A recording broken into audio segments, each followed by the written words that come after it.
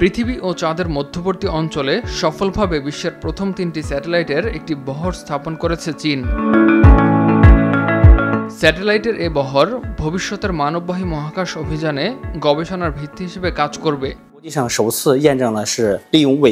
প্রথমবারের মতো আন্তর্জাতিকভাবে আমরা গ্রাউন্ড স্টেশনের উপর নির্ভর না করে অন্য উপগ্রহগুলোকে ট্র্যাক করার জন্য স্যাটেলাইট ব্যবহার করার ক্ষমতা অর্জন করেছি। গ্রাউন্ড স্টেশনটিকে স্যাটেলাইটে রূপান্তরিত করে নিম্ন কক্ষপথে স্থাপন করা হয়েছে। এই অগ্রগতি ভবিষ্যতের পৃথিবী, চাঁদ, মহাকাশ এবং গভীর মহাকাশ অনুসন্ধানে নতুন প্রযুক্তিগত অগ্রগতির পথ প্রশস্ত করবে।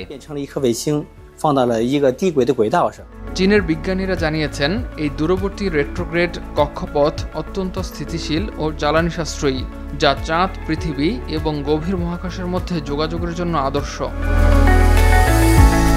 ইমতিয়াজ আহমেদ, RTV।